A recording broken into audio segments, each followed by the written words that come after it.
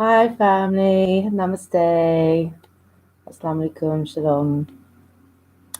Hope everyone is okay, doing well, sending love and virtual hugs to everyone everywhere.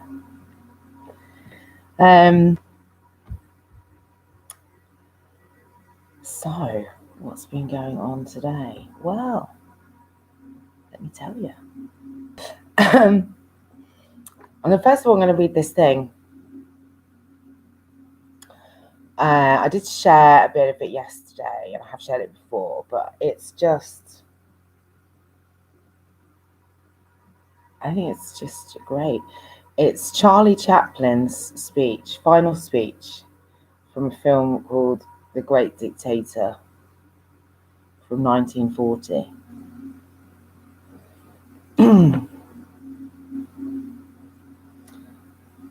I'm sorry, but I do not want to be an emperor.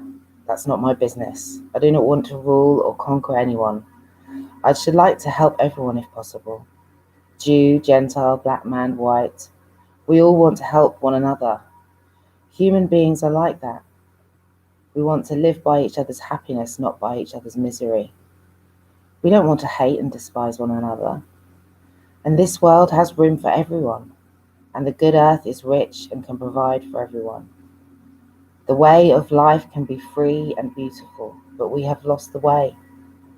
Greed has poisoned men's souls, has barricaded the world with hate, has goose-stepped us into misery and bloodshed. We have developed speed, but we have shut ourselves in machinery that gives us abundance, has left us in want. Our knowledge has made us cynical, our cleverness hard and unkind. We think too much and feel too little. More than machinery, we need humanity. More than cleverness, we need kindness and gentleness. Without these qualities, life will be violent and all will be lost. The aeroplane and the radio have brought us closer together. The very nature of these inventions cries out for the goodness in men, cries out for the universal brotherhood, for the unity of us all. Even now, my voice is reaching millions throughout the world, millions of despairing men, women, and little children, victims of a system that makes men torture and imprison innocent people. To those who can hear me, I say, do not despair. The misery that is now upon us is but the passing of greed, the bitterness of men who fear the way of human progress. The hate of men will pass and dictators will die, and the power they took from the people will return to the people. And as long as men die, liberty will never perish. Soldiers, don't give yourselves to brutes, men who despise you, enslave you, who regiment your lives, tell you what to do, what to think, and what to feel, who drill you, diet you, treat you like cattle, use you as cannon fodder. Don't give yourselves to these unnatural men with machine minds and machine hearts. You are not machines. You are not cattle. You are men. You have the love of humanity in your hearts. You don't hate. Only the unloved hate, the unloved and the unnatural. Soldiers, don't fight for slavery, fight for liberty. In the 17th chapter of St. Luke, it is written, the kingdom of God is within man. Not one man, nor a group of men, but in all men, in you. You, the people, have the power to create the machines, the power to create happiness. You, the people, have the power to make this life free and beautiful, to make this life a wonderful adventure. Then, in the name of democracy, let us use that power. Let us all unite. Let us fight for a new world, a decent world that will give men a chance to work, that will give youth a future and old age a security.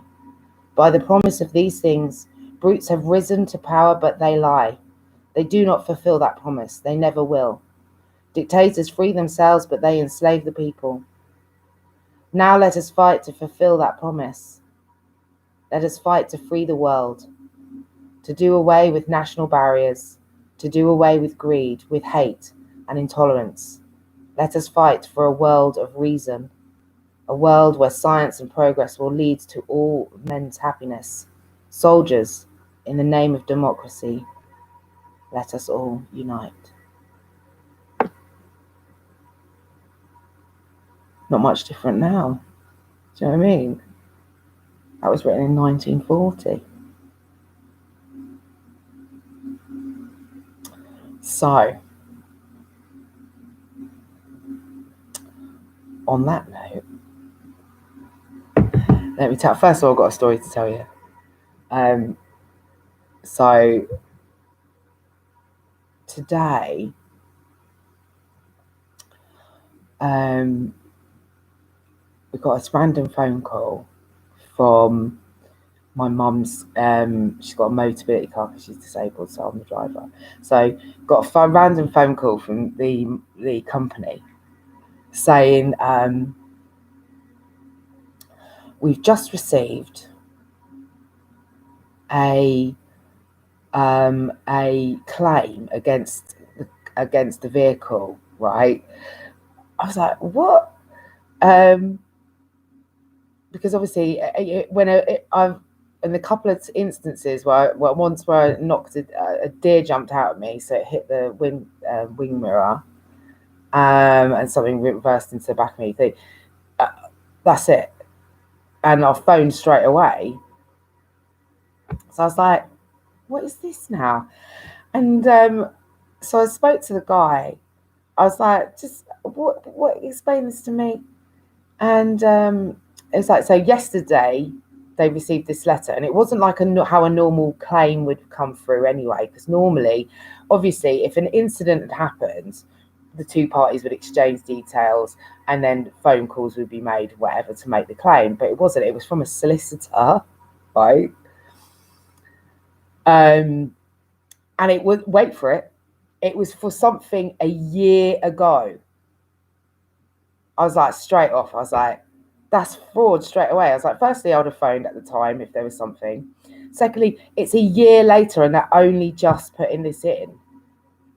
That should be alarm bells ringing from the get-go. And thirdly, they've not done it through the normal process. So I was like, well, what is it then? What are they saying it is? Because obviously I said to him, I said 100% it's fraud, because I would have told you had an accident.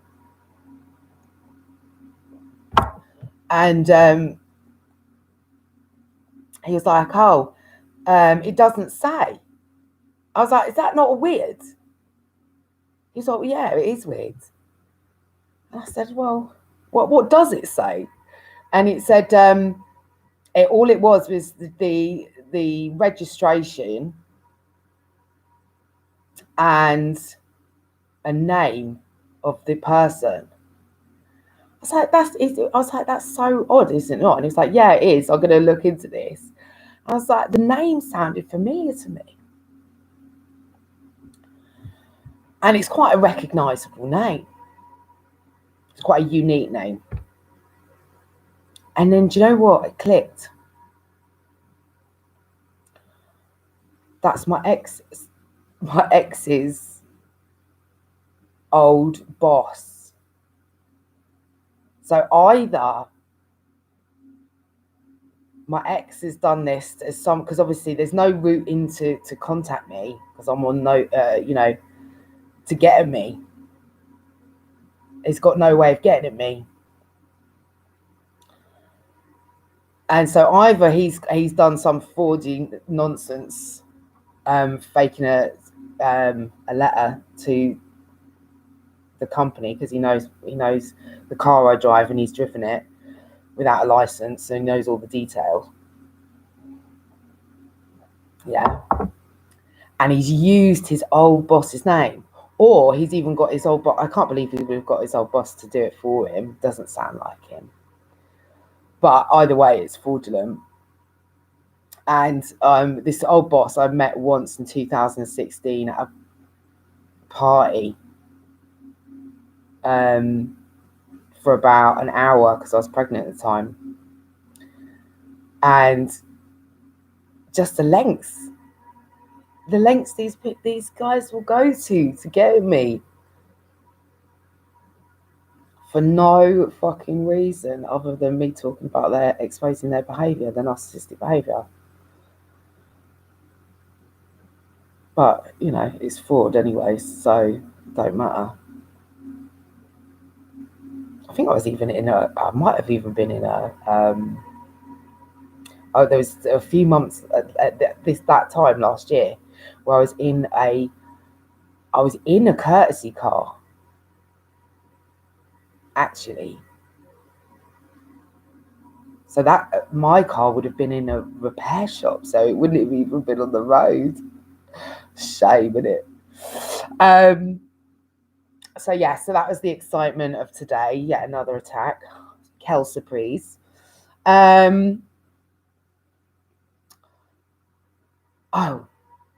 So riddle me this, fam.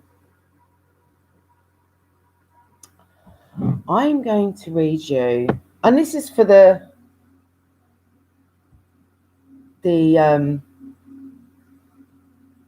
doctors and the nurse, not so much nurses, doctors and physicians of the world, frankly. Let's just read this. This is, they all have to sign this. They have to do this as part of it's called the Hippocratic Oath. The Hippocratic Oath is an oath of ethics historically taken by physicians. It's one of the most widely known Greek medical texts. In its original form, it requires a new physician to swear by a number of healing gods to uphold specific ethical standards. I'm going to go on to why this is important, because they've all would have agreed this oath. So the oath is the earliest expression of medical ethics in the Western world, establishing several principles of medical ethics which remain of paramount significance today. These include the principles of medical confidentiality and non-malfeasance. As the seminal articulation of certain principles that continue to guide and inform medical practice, the ancient text is one of more than historic and symbolic value. Swearing, a modified form of oath, remains a rite of passage for medical graduates in many countries and is a requirement enshrined in legal statutes of various jurisdictions, such that violations of the oath may carry criminal or other liability beyond the oath's symbolic nature. So let's read the oath. So the oath itself, the long version: I swear by Apollo Healer, by Asclepius, by Hygeia, by Panacea, and all the gods and goddesses, making them my witnesses, that I will carry out, according to my ability and judgment, this oath and in this indenture, to hold my teacher in this art equal to my own parents, to make him partner in my livelihood, when he is in need of money to share mine with him, to consider his family as my own brothers, and to teach them this art. You see how it's all men as well? I mean, obviously it's going back to Greek times, isn't it? But just side note. If they want to learn it without fee or indenture, to impart, possess, oral instruction and other instruction to my own sons, the sons of my teacher, and to indentured pupils who have taken the healer's oath, but not to nobody else. I will use those dietary regimens which will benefit my patients according to my greatest ability and judgment, and I will do no harm or injustice to them. Neither will I administer a poison to anybody when asked to do so, nor will I suggest such course.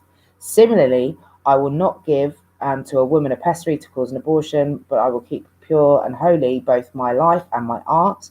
I will not use a knife, not even verily on sufferers from stone, but I will give place to such as are craftsmen here therein. Into whatsoever houses I enter, I will enter to help the sick, and I will abstain from all intentional wrongdoing and harm, especially from abusing bodies of a woman or man, born or free. And whatsoever I see or hear in the course of my profession, as well as outside my profession in my intercourse with men, if it be what should not be published abroad, I will never divulge, holding such things to be holy secrets.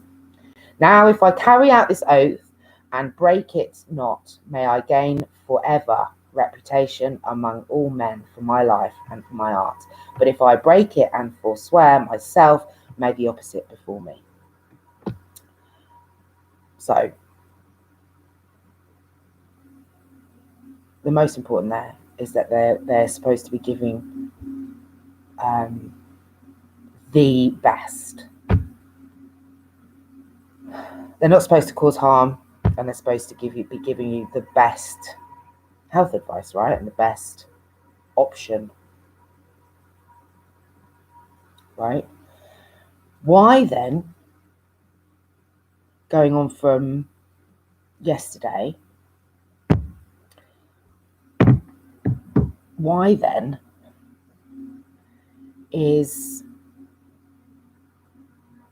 ivermectin? So ivermectin is a therapeutic, it's a steroid, it's been around for decades, right? A doctor, so there's a whole group of doctors from around the world and solicitors. Obviously, I'm just covering again what I said yesterday. They're called the Frontline COVID Care Alliance. But the sort of lead doctor of this has been trying to get ivermectin on the sort of list of drugs that are to be prescribed or used in hospitals as a treatment for COVID, and he has been doing this since March last year. And this date is important because the drug itself is cheap, it's widely available around the world. Okay, it's been around for decades, so there's loads of research on it in other things, but they know very well any possible side effects from it.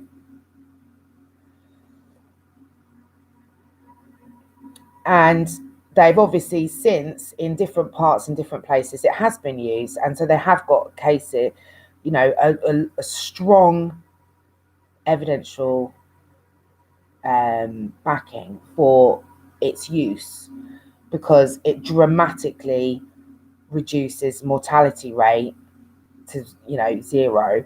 It dramatically reduces stays in hospital, length of stays. It dramatically reduces time on a ventilator, and it increases recovery time, right? So when you factor in all of those things, and also that he has been pushing for this since March. Had this been approved in March by the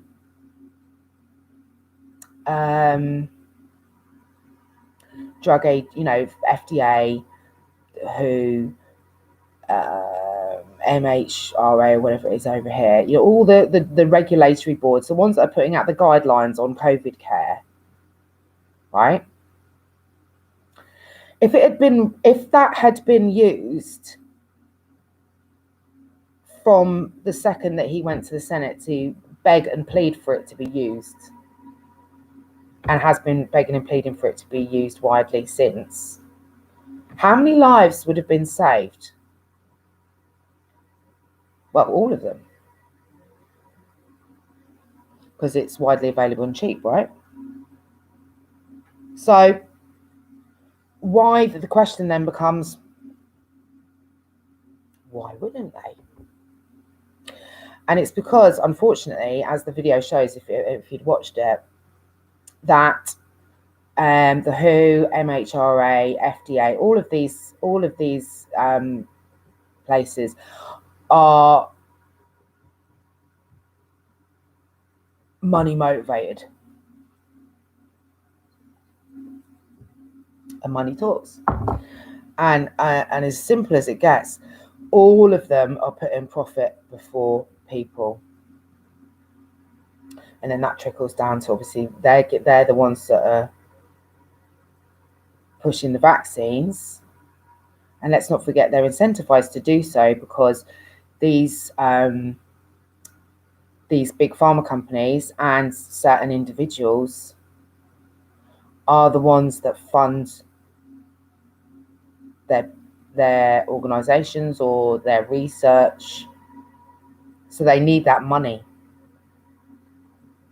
regardless. So you've got the two options: ivermectin, cheap, widely available, globally available, proven to reduce mortality, and had we used it from the beginning, would anyone have died?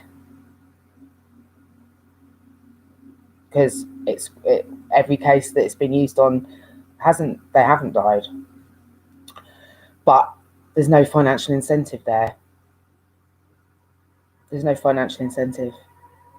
But there is for these vaccines. And then even worse than that is then in hospitals, because the way, because obviously the guidelines go down, and then also hospitals, let's not forget, hospitals receive donations from certain parties and certain pharmaceutical companies, and also doctors are incentivized to promote certain drugs over others or certain vaccines over others. So people on that frontline COVID Care Alliance, they've been fighting for this drug, and everywhere it's been used, it's worked. And lawyers are getting involved because lawyers, people are going saying, I found this research on the internet about ivermectin, all of which says it works, all of which says it heals people, all of which says it reduces mortality rate to nil, takes people off ventilators, takes people out of hospital, people recover fully, done. And so solicitors are then taking this research to a judge. That judge is reviewing said research and going, yeah, I agree with you. And then giving them a court order to a hospital. And then the hospital is trying to fight back. And then obviously they're getting them done for contempt in court. And the judge is standing firm by the research because the research speaks for itself.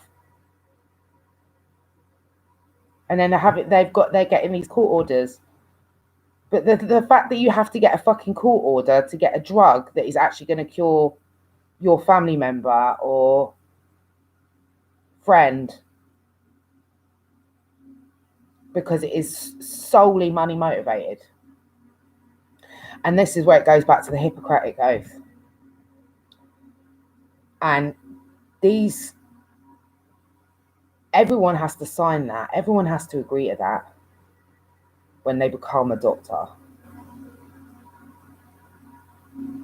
And on that basis, on the basis of the evidence, on the basis of the Frontline COVID Care Alliance, on the basis of the judgments that are coming through and court orders that are being placed, and subsequent treatment being, they're having to give the treatment on the basis of the court orders, and then the results of that treatment, it just further proves the original research in that every single person is recovering from COVID within 48, if it's a severe case, like 48 hours, and then they're off the ventilator, they're just down in the wards, and then they're out back home, right? So is this not then the largest case of medical negligence there has ever been on that basis? If they are refusing to give patients a medicine that already exists that will cure people from COVID, or make them, or recover, or reduce the severity of it, whichever way you want to look at it,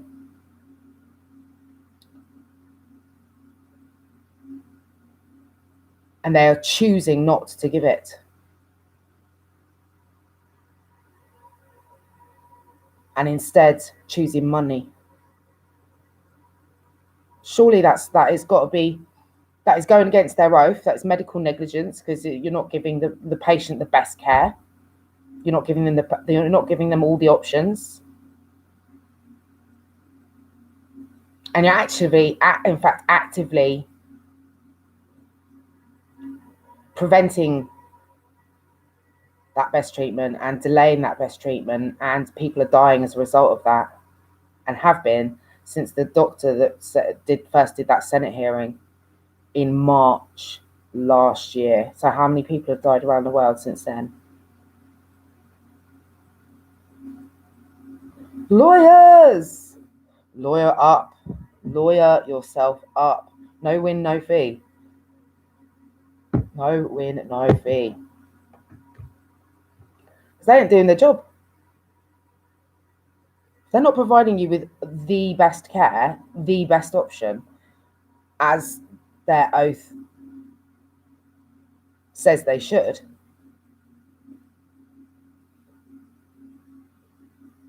Then that's medical negligence. So I'm going to put in some no win, no fee solicitors. So I'll put in the link again to the COVID Frontline Alliance, because they do daily updates and weekly updates, and loads more people are joining them, because obviously it's been used in, as I say, it has been used successfully in certain countries, and so they used it successfully in Zimbabwe and in South Africa, and they're fighting for the guidelines to be changed in those countries with solicitors. As I said, in France, they've got 500 strong case there. And in New York, there's a particular firm there, and he's won every case to have the ivermectin to various different families, and he's won every time, and all of them have recovered. So that's that. But on the facts, that would be medical negligence, and they would be in breach of their oath. So, just as a side note, I was thinking as well about, I've been watching these amazing people talking about their recovery stories. I'm going to put some in. I think it's important to remind, because just watching the statistics on mental health and drug and alcohol addiction, obviously they've all exploded over this time, and watching people's recovery stories, how they've gotten through, and their success stories, because obviously traditionally people would go to church or go to, you do something face to face, wouldn't you? But you haven't been able, that hasn't been able to happen, and that's probably what's made it worse as well. And for people that may have recovered previously but might have relapsed during this time. So there's loads of I've been sent some information on that, so I'll share, because obviously everyone's going online and sharing their stories, which is very brave. It's beautiful. There's one it's what's his name? Mod's son. He's obviously in a rock band. But yeah, he did a little one. So I'll share that. I've also got all different types of other ones, but you know what I found as well, and I did mention this yesterday, but just why would, so fentanyl, I mean, there's a program, and this is going to lead into the prison thing, which I missed off yesterday.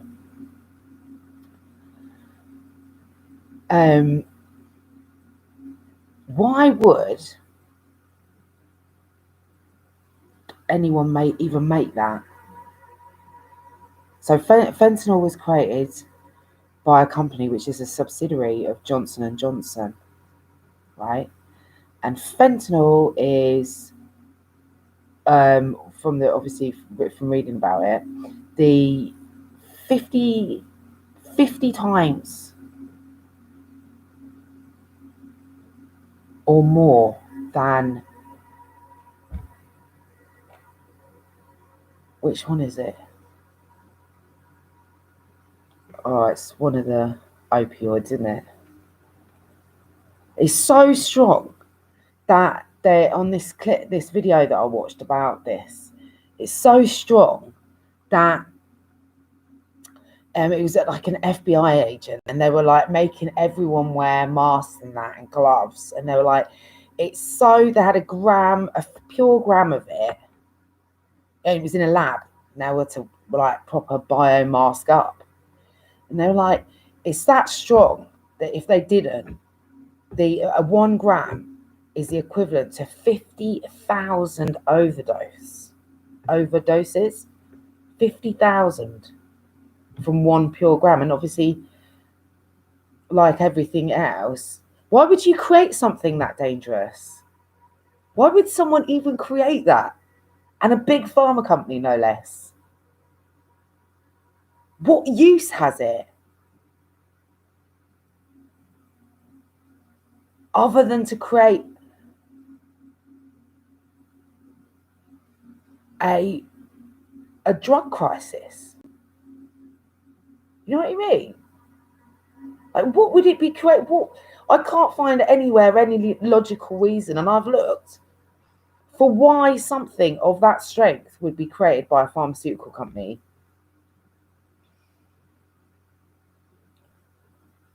Like, there's just no reason for it,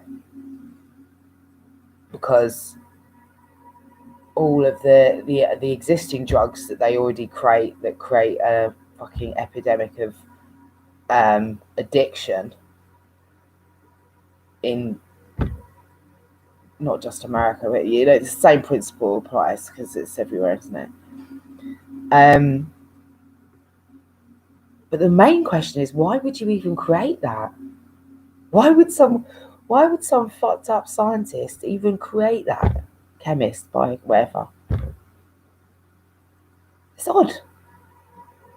And not only that, if you go back, because it's like, from what I've been learning about these drugs, because obviously it's a massive problem, this opioids. And addiction is hard, even if it's just, it's not one's more or less than the other. It's a bit of a weird way to talk about it, but an addiction is an addiction, isn't it? But if you're making stronger and stronger and more dangerous drugs that really have no purpose other than what? To go on the street? There's no purpose for it. Why would it have been created? So going back then, I was watching this other, and this goes back to how the system works, about how people are, GPs in America and prescribers are sort of sold the drugs to sort of prescribe. And everything is financially incentivized, and then the upshot of that is people are just getting prescribed opioids so easily, or used to be. But then by that point they'd created, I think in 2015, so that's what, 6 years ago, and already it was millions, like tens of millions of people were on opioids for pain relief. And again, even that oxycodone or whatever it is that Purdue made, why would you create a drug that is that addictive, that is that dangerous? And then not only that, actively go out and push it onto GPs, to push it onto patients, knowing that it's that addictive. And then when they shut it down, by which point loads of people have been prescribed it, creating a mass of of addicts. They don't know that they didn't sign up for that. They didn't want that. They might have had an injury or something. And out of all the things, out of all the alternative therapies, even there's traditional medicine, but again, it's not financially, those things aren't financially rewarding, so they don't get promoted, but the highly addictive opioids do. So the big pharma created the epidemic of opioid addiction without a shadow of a doubt. And then to add insult to injury, they've created fentanyl, and then there's another one which is even worse than fentanyl. And they've created both of those. For what reason? Why? Why would you? You've already seen what oxycodone, opioids generally do, and all of those quaaludes and what. And then you go, oh, I know. That's killing the population, because make no mistake, it is killing people to the tune of hundreds of thousands of people a year from overdoses. And they go, oh yeah, what we'll do is we'll make something even stronger. Does it not go to show how psycho these chemical and pharmaceutical companies are? Because there's no rationale for that. There's no need for it. Because there's fentanyl, which is whatever it is, and then there's, in terms of 50 times more, and then there's this other one, there's another one above it that's even more than that. And they're getting out on this, that's what's going out on that's because it's cheaper because it's synthetic. It's cheaper than heroin from this program. So what happens? So they do the opioids. Then they've created a mass epidemic of addicts who didn't want to be, who went there for pain relief, who's asking their doctor to help them. And this is again, are they giving you the best health advice according to the Hippocratic Oath? No. They're making you an addict. See what I mean? They're not giving you the best health advice. If they were giving you the best health advice, there's loads of other things that can relieve pain that aren't addictive, that aren't highly addictive. Like there's very little, from the program. I've got a TED talk as well for you, and this is a guy who this exact thing happened. He was like, he had a business, wife, kids, and he had an accident, a car accident, and he did something to his foot and had to have his, an operation on his leg. And he, he just was like, I'm in pain. And they just, without a second thought, they were just like, prescription of whatever opioid it was. And over a period of 6 months, he went back, and it would just he'd get given more every time. So give it higher strength every time. And then he kind of was like high all the time, obviously. And his wife was like, maybe it's time you come off those. It's been 6 months. And so he went back to the GP and was like, right, I need to kind of come off it. What is your advice? How do I do that? And he got no help. The advice was like, oh well, we'll just taper it down by whatever it was, half a I think he was on he did it in number of tablets a day. And it was like every week he would take 1 tablet less per day to 0. That was, and that's what he was advised. He was like, but that was the only advice he was given. He was given no other support than that. And the guy wasn't really sure either that he was getting the prescription from. So he started this process, and obviously he went into,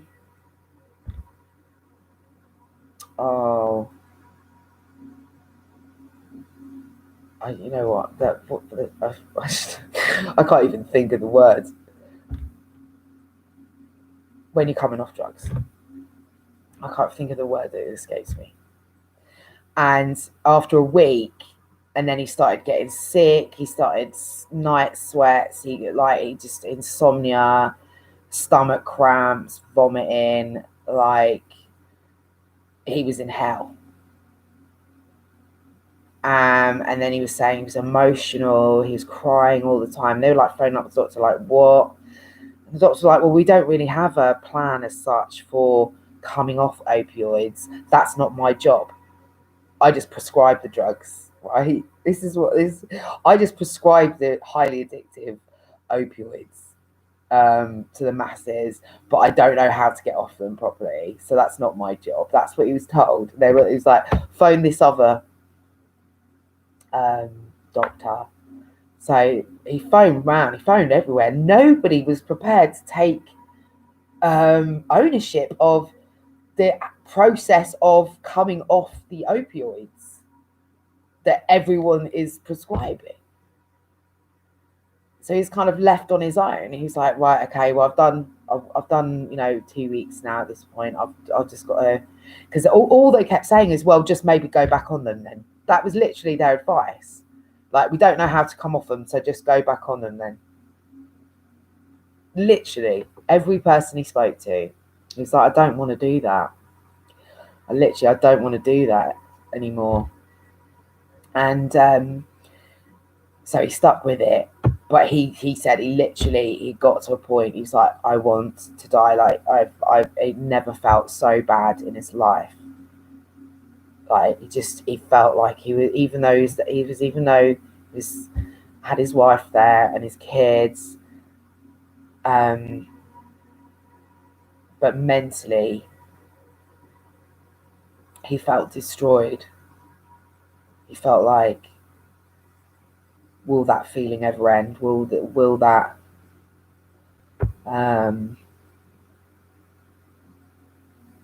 that need ever disappear? Will that, the sweats, the all of those things? He was having nightmares, and he was, as I say, he was crying all the time. And then he was feeling bad for having done them in the first place, and why did he even go there? And and it wasn't even his choice. All it was an accident, and he had pain. It was pain, and why didn't they give him something else? And he was going into this sort of spiral of questioning of why. Why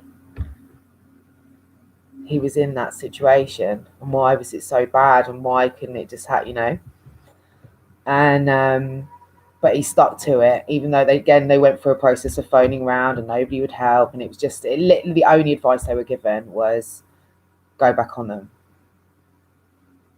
And he didn't want to. And he was like literally at the point, and he was like, he said they made their last, he was at the end of his sort of 3 weeks, 3.5 weeks. And, you know, he genuinely wanted to, I can't deal with this. I can't deal with the pain and everything else.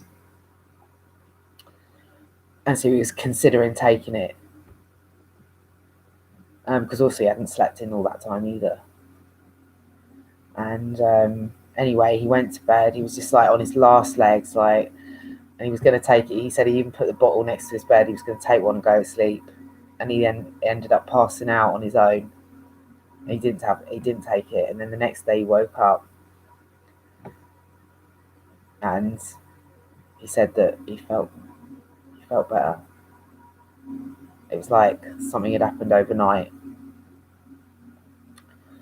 And he just said it just felt like it literally just not gone, but you know what I mean? Like all of that 3 weeks of hell that he'd had to go through, and all the pain and the sickness and the questioning and the emotions and that feeling of wanting to die. But he stuck to it. And then he woke up and he was like, it was like a weight had been lifted off him. You know, because he was that close to almost taking it again, but he didn't. And he did pray. Whether that has anything to do with it, that's only each and every person's individual choice to decide.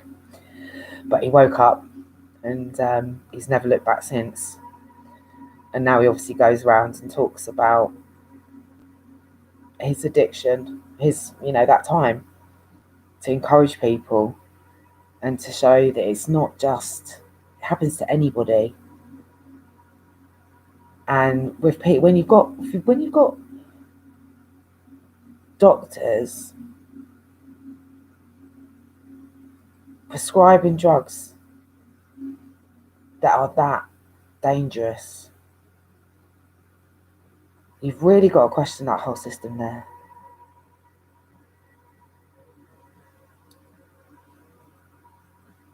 Because when they stop, and obviously they went through that phase, didn't they, where they were doing where they were prescribing all the time, willy-nilly. And then it obviously must have gone on the news, and then they started reducing the amount of prescriptions they were giving. But that in itself, then they're not giving the support, and they're not tapering down. They literally just stopped. And by that point, they've created millions and millions, tens of millions of addicts. And the next thing, if they can't get prescription drugs, is going to be some form of opioid, which would be heroin. And this is where it gets dangerous, because then heroin, they on this program, they're saying it's being laced with all kinds of nastiness, including fentanyl, and people are overdosing at the rate of knots. And not only that, they're now saying that it's, I just saw something today, and this is recent. They're saying that their heroin is being laced with not just fentanyl, but elephant tranquilizer.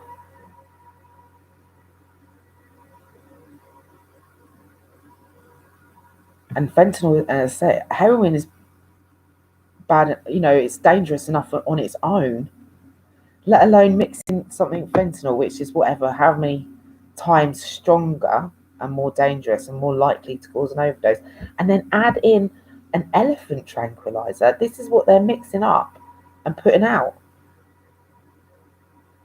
What the? People, it's so dangerous. We need to help these people, and there's no support. It doesn't seem, and this is over, and there's no proper support. And if there is, the little that there is going to be so overrun to help these people. And if you, and this is always going to go back to the difference between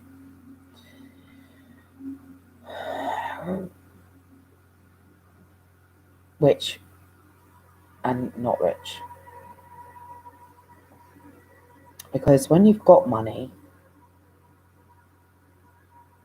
and because the truth of the matter is, has become evident over, is that everybody, A, can be an addict, and B, a lot more people are addicts than people assume. And the way the media portrays it is it's only an issue that occurs to people with lower incomes, and that's just not the case. So if you've got money, and if you've got money and you're an addict, you can hide it better, you can get better healthcare, you can go to whatever rehab you want. You know what I mean? And generally, on these 1% evil, they ain't paying that. So everyone that works for them is, paying their taxes, working really hard, getting really stressed, getting really anxious during COVID. Let's not forget, they don't give a shit about mental health. Generally don't give a shit about workers' rights in general, aren't paying enough, aren't giving the proper PPE. People are scared shitless because of 24-hour news, and people are losing jobs, money, etc. But these are the ones that are paying the taxes. These are the ones that are supporting the businesses that are making the money, the 1%. And the 1% aren't paying their taxes back into the system that is needed to create the support for their workers, essentially, for the ones that make them the money.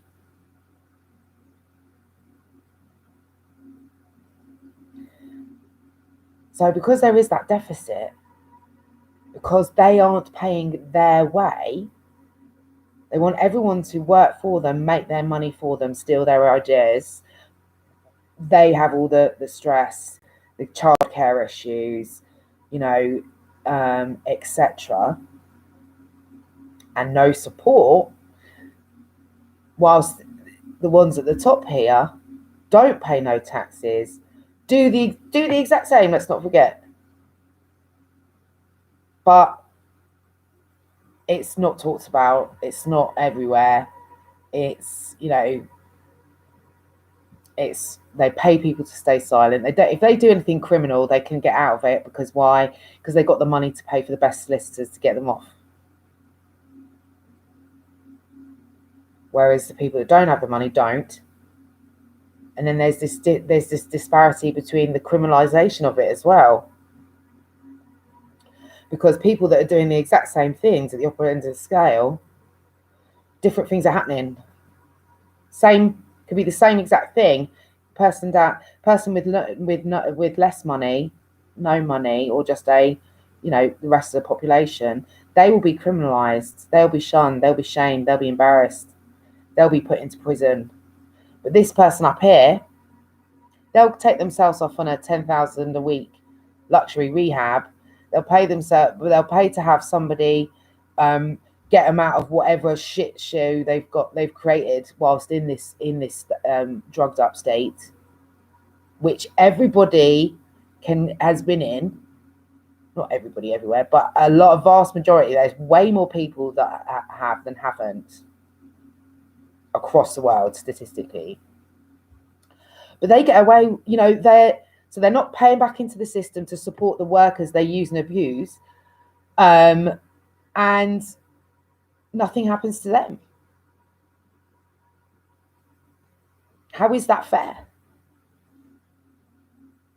Because if we didn't pay our taxes, then we could all have private healthcare, we could all go to nice places, and we could all have the best and be happier, healthier, with better, have better mental health and see psychiatrists and all this jazz, because we'd be able to pay for it, because we wouldn't be paying our taxes. Like you not. But they don't. They keep you on the rat race. They keep you working for them like slaves. So they make their money. Let's not forget 664 billionaires increased their net worth by 50%, doubled. And they ain't paying no taxes on that. And what did they actually do? Who is it that actually made that money? If you think about Jeff Bezos, how much money he has made during coronavirus, but how badly the staff are treated. Now, is that directly attributed to him? No, obviously he's not there anymore, is he? He sidestepped that shit show, didn't he? Just in time. But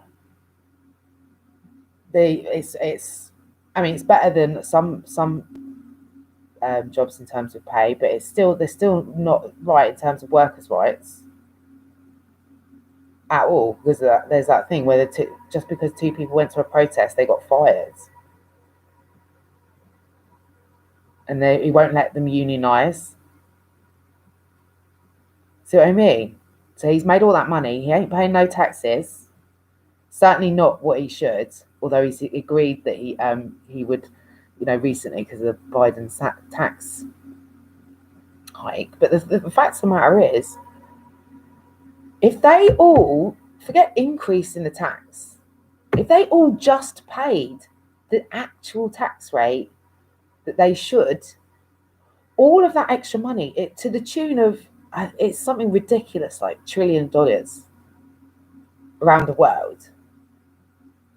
Maybe not around the world. Maybe that's just America. Could be just America, that. But if everyone around the world just paid that actual tax rate as it stands, the percentage, the amount of revenue that would come in, because they are the top 1%. So, and if they actually paid the amount of tax that they should pay, the amount of money that would come in to boost services and infrastructure would be more than enough to cover getting everyone back up to, peak health, because it would cover all of the, for in the UK, for example, they're saying they're going to have like a 5-year. The waiting lists are going back 5 years, up to 5 years, and that's if everyone was working non-stop for 5 years. These people, the entire NHS, need a fucking break. They need a break. I mean, I know that's not realistic, but they need a break. Like, they have done this day in, day out, worked millions of hours of overtime for no money. They're getting a slap in the face pay rise of 1%. And now they're going to have to carry on. It's not over. The way is to, if they actually just took the taxes that people owe, and that money that would come in would be able to, it means you could outsource it to private hospitals to get everything back up in speed. You could hire more staff, you could get more mental health services up and running, So there is a solution, but they just seem to not want to make these people pay what they should be paying, that they have always paid. And that in itself is dodgy. And the UK is widely, and as are, let's not forget, most big banks, big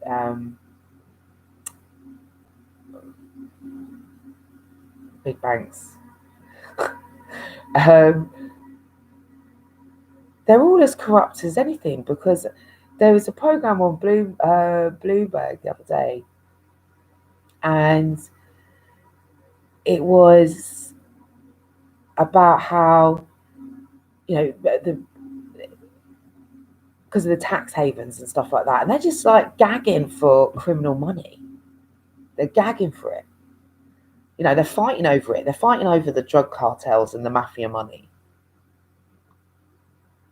Because it's got to go somewhere. And someone wants to have it because they're going to make money off it, aren't they? By moving it around and investing in what. They actually, and there's proven cases with HSBC, what's the other one, Barclays, where they've been caught for actually essentially money laundering. It's like, what is this fucking cray place? Like, is anyone actually decent in these organisations? It just feels like all of them are straight corrupt at this point, and it's based on pure facts. Cases that have gone on.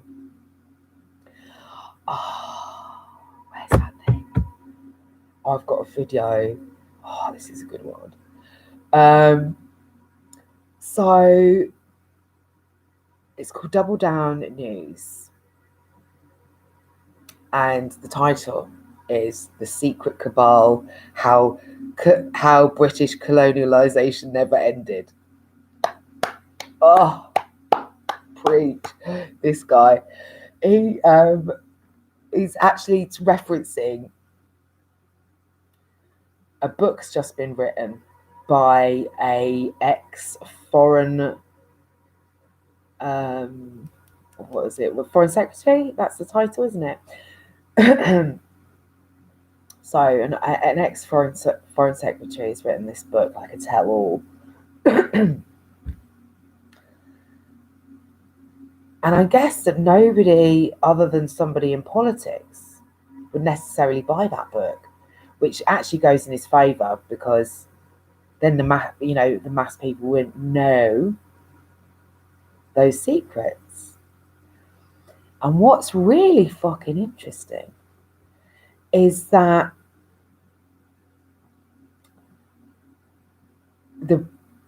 our government and the Queen, of course, have been supporting and funding a dictator in Oman for decades. And they, even when taxpayers' money has covered this support of a dictator, let's not forget, for decades.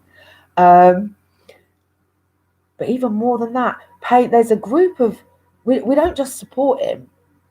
Our government regularly sends ministers, like a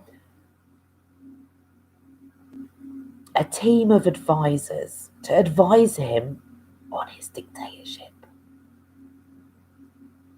on how to best run his dictatorship. I shit you not. Right? So we, the UK public, taxpayer money, are paying for this secret cabal of advisors to go and accurately advise Oman on how to dictate and take away people's rights. And this goes back to something called the Arab Spring. I'm not going to go into that right now. I'm going on for time. So to the tune, they went to Oman, right, to see this dictator for a photo opportunity. That was it, photo opportunity. They went to go and have a photo with a fucking dictator. And they cost the UK public 350 grand in jets for this fucking photo, for a dictator that we are supporting. Are you serious? And not only that, oh mate, they've got troops out there supporting the dictatorship.